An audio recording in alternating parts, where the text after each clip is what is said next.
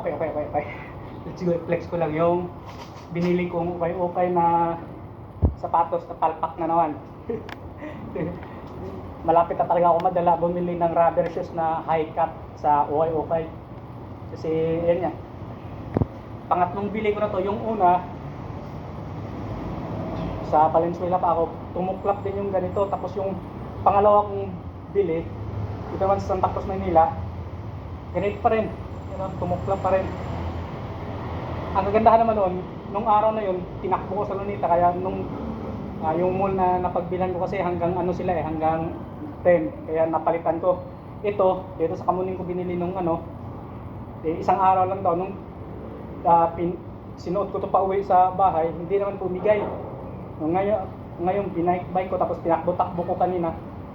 Bumigay na naman yan. Palpa, kaya parang dapat na ako madala.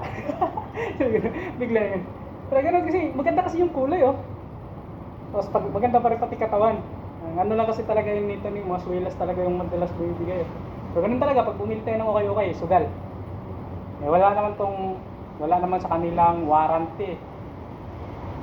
Lagyan ko na lang pandikit. Mayroon akong binili Pinoy pandikit mamaya pagka trabahuin ko na lang to para talaga maganda. Tapos sa okay kasi chamba lang makakita ka ng maganda yung gustong-gusto mo yung kulay pati yung design na magkasya sa'yo. Nagkasya sa akin kaya sinugal ko na. Yan na yung sugal ko. Talo ata to kasi wala itong kabila wala pa namang, hindi naman bumigay yung kabila. Sana nga hindi na magawan ko ng paraan din tong kabila para magamit ko pa ng mga ilang kahit sabihin natin buwan. Basta magamit lang para hindi ganun ka talo. Talaga. Bigla na yung itsura. Maganda. Kaya naloko rin ako. Di pala. Sumugal. Alam ko naman talagang kung ano yung risky sa bumili ka sa okay kasi pinaglumaan na kasi ito Kaya malaki talaga tendency yung mga swelas ba tawag nito.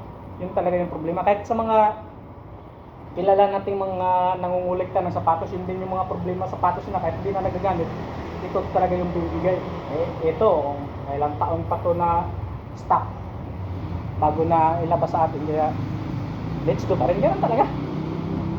So next time, pag bumili ng ganito mga klaseng sapatos, mag-ipon na lang talaga para brand new talaga yung bilhin natin para wala ng chismis. Okay.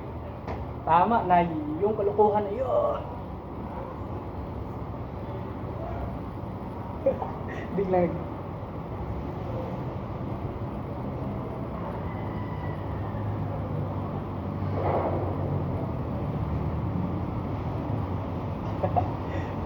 tama na ito kalukuhan ko. Dami ko